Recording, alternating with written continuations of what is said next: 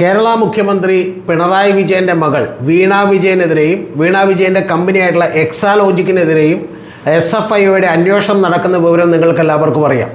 അതുമായി ബന്ധപ്പെട്ട് ഏറ്റവും വിലപ്പെട്ട രണ്ട് സുപ്രധാനമായ വിവരങ്ങൾ നമ്മൾ ആദ്യമായിട്ട് പുറത്തുവിടുകയാണ്. അത് രണ്ട് കാര്യങ്ങളുണ്ട്. ഒന്ന്, ഇന്ന് എറണാകുളം സെഷൻസ് കോടതിയിൽ SFIO അതിൻ്റെ കംപ്ലയിൻറ്റ് കൊടുത്തിരിക്കുന്നു, അഥവാ റിപ്പോർട്ട് കൊടുത്തിരിക്കുന്നു. അതിനെ ടെക്നിക്കലി കംപ്ലയിൻ്റ് എന്നാണ് വിളിക്കുന്നത്. ആ റിപ്പോർട്ട് കൊടുത്തിരിക്കുന്നു. അതിൻ്റെ വിശദാംശങ്ങളിലേക്ക് ഞാൻ വരാം. അതിനുശേഷം ഈ വീഡിയോയുടെ രണ്ടാം ഘട്ടത്തിൽ നമ്മൾ പറയുന്നത് ഡൽഹി കോടതിയിൽ CMRL എക്സാലോജിക്ക്, അതായത് CMRL ഈ SFIO അന്വേഷണം സ്റ്റേ ചെയ്യണമെന്ന് ആവശ്യപ്പെട്ട് കോടതിയിലേക്ക് എത്തിയിരുന്നു. അതിൻ്റെ വിശദാംശങ്ങൾ കൂടിയാണ് നമ്മൾ പറയുന്നത്.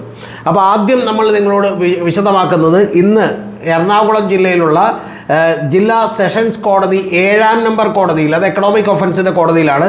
ആ കോടതിയിലേക്ക് SFIOയുടെ കംപ്ലയിൻ്റ് എത്തിയിരിക്കുന്നു, അഥവാ SFIOയുടെ ഈ പറയുന്ന റിപ്പോർട്ട് എത്തിയിരിക്കുന്നു. ആ റിപ്പോർട്ട് അനുസരിച്ച് ഇനി കോടതി അടുത്ത ആഴ്ച തന്നെ മിക്കവാറും, അല്ലെങ്കിൽ എത്രയും പെട്ടെന്ന് തന്നെ കേസ് വിളിക്കാനാണ് സാധ്യത. അതിലെ 11ാമത്തെ പ്രതിയാണ്. ആകെയുള്ളത് 13 പ്രതികളാണ്. ആ 13 പ്രതികളിൽ 11ാമത്തെ പ്രതിയാണ് വീണ വിജയൻ എന്ന് പറയുന്നത്. അതിൽ തന്നെ ഈ 13 പ്രതികളിൽ 4 എണ്ണം വിവിധ കമ്പനികളാണ്. എക്സാലോജിക്കും CMRLും അടക്കപ്പെട്ട കമ്പനികളാണ്. അപ്പോൾ അവരൊക്കെ ഒഴിവാക്കപ്പെടുമ്പോൾ തീർച്ചയായിട്ടും കുറച്ചും കൂടി മുകളിലേക്ക് പ്രതിപട്ടികയിലേക്ക് വീണ വിജയൻ്റെ സ്ഥാനം എത്തിച്ചേരും. ഇത് കോടതി ഏറ്റവും ആദ്യം പരിഗണിക്കും.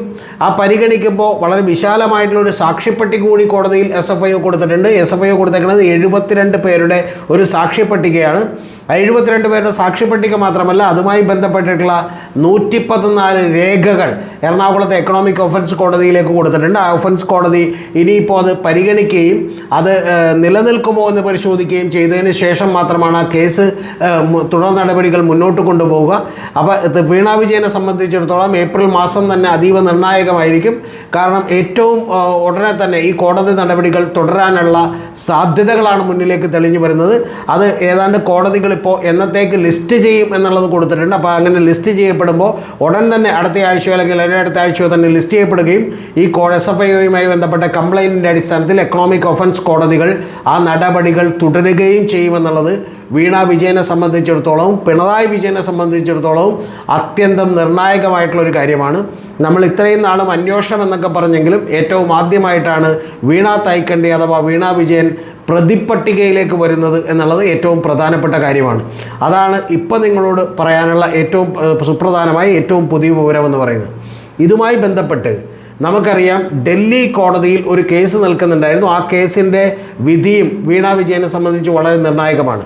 ആ വീണ വിജയനെ സംബന്ധിച്ച് നിർണായകമാകുന്നതിൻ്റെ കാരണം CMRL എന്ന് പറയുന്നൊരു കമ്പനി ഞങ്ങളിത് ഇൻകം ടാക്സ് ഇൻട്രീം സെറ്റിൽമെൻറ്റ് ബോർഡുമായിട്ട് ഞങ്ങളൊരു തീർപ്പിലെത്തിയതാണെന്നും അതിൻ്റെ പുറത്ത് വീണ്ടും ഒരു SFIO പോലെയുള്ള സീരിയസ് ഫ്രോഡ് ഇൻവെസ്റ്റിഗേഷൻ ഓഫീസ് പോലെയുള്ള ഒരു ഓഫീസിന് അന്വേഷിക്കൽ അസാധ്യമാണെന്ന് പറഞ്ഞുകൊണ്ടാണ് അവർ കോടതിയിൽ, ഡൽഹി കോടതിയിൽ, ഹൈക്കോടതിയിലേക്ക് എത്തിയിരിക്കുന്നത്. ആ ഡൽഹി ഹൈക്കോടതിയിലേക്ക് എത്തുമ്പോൾ ഇവർക്ക് വേണ്ടി, CMRLന് വേണ്ടിയും നമ്മൾ ഇത് വീണ വിജയനൊക്കെ സഹായകരമാകുന്നൊരു കാര്യമാണ്. അതിനുവേണ്ടി വാദിക്കാനെത്തുന്നത് ഇന്ത്യയിലെ തന്നെ ഏറ്റവും എണ്ണം പറഞ്ഞ ഒരു വക്കീലാണ്. അദ്ദേഹത്തിൻ്റെ പേര് കപിൽ സിബൽ എന്നാണ്. അദ്ദേഹം നേരത്തെ കോൺഗ്രസിൻ്റെ നേതാവായിരുന്നു. ഇപ്പോൾ അദ്ദേഹം സമാജ്വാദി പാർട്ടിയുടെ MP ആണ്. അദ്ദേഹത്തിന് ടെലഫോണിലൂടെ അഡ്വൈസ് കൊടുക്കുന്നതിന് പോലും 15 ലക്ഷം മേടിക്കുന്ന, ഒരു കേസിൻ്റെ സിറ്റിങ്ങിന് പോലും 30-40 ലക്ഷമൊക്കെ മേടിക്കുന്ന വലിയ അഡ്വക്കേറ്റാണ്. അദ്ദേഹത്തിൻ്റെ ചാർട്ട് തന്നെ പുറത്തേക്ക് വിട്ടിട്ടുണ്ട്. അതായത് ഓരോ കേസിനും അദ്ദേഹം എങ്ങനെയാണ് ചാർജ് ചെയ്യുന്നത് എന്നുള്ളതിന്. ടെലഫോണിലൂടെ അഡ്വൈസ് കൊടുക്കുന്നതിന് പോലും 5 ലക്ഷം രൂപ മേടിക്കുന്ന അഡ്വക്കേറ്റാണ്. അദ്ദേഹമാണ് ഹാജരായിട്ടുള്ളത്. അവിടെയും ചില നിർണായകമായിട്ടുള്ള ചില പുരോഗതികൾ ഈ കേസുമായി ബന്ധപ്പെട്ടുണ്ടായിട്ടുണ്ട്. ഈ കേസ് ഏറ്റവും ആദ്യം പരിഗണിച്ചു കൊണ്ടിരുന്നത് ചന്ദ്രധാരി സിംഗ് എന്ന് പറയുന്ന ജഡ്ജിയാണ്. ആ ജഡ്ജി സ്ഥലം മാറ്റപ്പെട്ടപ്പോൾ ചന്ദ്രധാരി സിംഗിൻ്റെ കയ്യിൽ നിന്നും ഇപ്പോൾ വന്നിട്ടുള്ള ഗിരീഷ് കൽപ്പാരിയെയാണ് ആ കേസ് ഇന്ന് പരിഗണിച്ചത്. ആ ഗിരീഷ് കൽപ്പാരി ആ കേസ് പരിഗണിക്കുമ്പോൾ കേന്ദ്ര സർക്കാരിൻ്റെ അഡീഷണൽ സോളിസിറ്റർ ജനറലായിട്ടുള്ള SV രാജുവാണ് ഈ പറയുന്ന SFIOക്ക് വേണ്ടി ഹാജരായത്. ആ ഹാജരായപ്പോൾ അവിടെ വലിയൊരു തർക്കമുണ്ടായിരുന്നു. ആ തർക്കം കപിൽ സിബൽ പറയുന്നത് SFIO അന്വേഷണം നടത്തുമെന്നും, പക്ഷേ അന്ന് അവിടെ ഹാജരായിട്ടുള്ള ഡെപ്യൂട്ടി സോളിസിറ്റർ ജനറൽ അദ്ദേഹത്തോട് പറഞ്ഞിരുന്നത് സെപ്റ്റംബറിൽ 9 കേസിൽ ഹാജരായിട്ടുള്ള SFIOയുടെ തന്നെ അഭിഭാഷകൻ പറഞ്ഞിരുന്നത് ഞങ്ങൾ അന്വേഷണം മുന്നോട്ട് കൊണ്ടുപോകുമെന്നും, പക്ഷേ റിപ്പോർട്ട് കോടതിയിൽ സബ്മിറ്റ് ചെയ്യില്ല എന്നുമാണ്. അപ്പോൾ അതുകൊണ്ട് തന്നെ അങ്ങനെ വാക്കാലുള്ള ഒരു പ്രോമിസ് ഇവർക്ക് കിട്ടിയിരുന്നുവെന്നും അതുകൊണ്ട് റിപ്പോർട്ട് സബ്മിറ്റ് ചെയ്യരുതെന്നുമാണ്.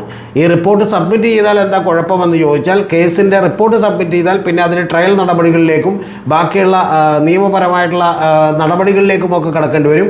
ഈ ഹർജി തന്നെ അസാധുവായി തീരും. കാരണം അത്തരമൊരു ഘട്ടത്തിൽ ഈ കേസ് സ്റ്റേ ചെയ്യണമെന്ന് ആവശ്യപ്പെടാൻ കഴിയില്ല. അപ്പോൾ അത്തരത്തിലുള്ളൊരു കാര്യമുള്ളത് കൊണ്ട് ഈ സെപ്റ്റംബർ 9 ഇത്തരത്തിലുള്ളൊരു വാക്കാലുള്ള ഒരു പ്രോമിസ് SFIO കോടതിയിൽ നടത്തിയിരുന്നുവെന്നും അത് പിറ്റേ ദിവസം തന്നെ മാധ്യമങ്ങളിലൊക്കെ തന്നെ വാർത്തയായി വന്നതാണെന്നും പറഞ്ഞ് അദ്ദേഹം വലിയ തോതിൽ വാദിക്കുകയുണ്ടായി. അങ്ങനെ വാദിച്ചപ്പോൾ ഗിരീഷ് കൽപ്പാരിയ പറഞ്ഞത് എൻ്റെ മുമ്പിൽ ഒരു ജഡ്ജിമെൻ്റ് ഇല്ല, ഒരു റെക്കോർഡുമില്ല, അതുകൊണ്ട് വെർബലി ഇത്തരത്തിലുള്ള ഒരു കാര്യം പറഞ്ഞിട്ടുണ്ടോ എന്നറിയില്ല. അദ്ദേഹം അത് SP രാജു എന്ന് പറയുന്ന അഡീഷണൽ സോളിസിറ്റർ ജനറലോട് ചോദിച്ചപ്പോൾ SP രാജുവും എനിക്കറിയില്ല എന്ന് പറഞ്ഞു. അതുകൊണ്ട് അദ്ദേഹം വീണ്ടും ഈ കേസ് അന്ന്, അതായത് സെപ്റ്റംബർ 9 കേസിൻ്റെ വാദം കേട്ടിട്ടുള്ള സുബ്രഹ്മണ്യ പ്രസാദിൻ്റെ ബെഞ്ചിലേക്ക് മാറ്റാൻ വേണ്ടി തീരുമാനിച്ചു. അങ്ങനെ സുബ്രഹ്മണ്യ പ്രസാദിൻ്റെ ബെഞ്ചിലേക്ക് മാറ്റാനായിട്ട് ഈ പറയുന്ന ചീഫ് ജസ്റ്റിസ് ഓഫ് അതായത് ഹൈക്കോടതിയുടെ ചീഫ് ജസ്റ്റിസ് ആയിട്ടുള്ള DK ഉപാധ്യായോട് ആവശ്യപ്പെടാൻ തീരുമാനിച്ചു. അങ്ങനെ ഉപാധ്യായ ആവശ്യപ്പെട്ട് അടുത്ത ദിവസങ്ങളിൽ സുബ്രഹ്മണ്യ പ്രസാദ് തന്നെ, അതായത് അന്നുണ്ടായിരുന്ന ജഡ്ജി തന്നെ ഈ പറയുന്ന വാദം കേൾക്കും. അത്തരത്തിൽ ഒരു പ്രോമിസ് ഞങ്ങൾ നൽകിയിരുന്നതാണോ അല്ലയോ എന്നുള്ളത് തീർച്ചയായിട്ടും ഈ പറയുന്ന പോലെ ഡെപ്യൂട്ടി സോളിസിറ്റർ ജനറലിനോട് ചോദിച്ചുകൊണ്ട് അന്ന് SP രാജു എന്ന് പറയുന്ന സീനിയർ ആയിട്ടുള്ള SP Raju additional solicitor general ആയിട്ടുള്ള അദ്ദേഹം കൂടി അവിടെ ഹാജരായിക്കൊണ്ട് പറയും. അപ്പോൾ അതിന് ശേഷം മാത്രമേ ഇതുമായി ബന്ധപ്പെട്ടിട്ടുള്ളൊരു വിധി ഉണ്ടാകൂ.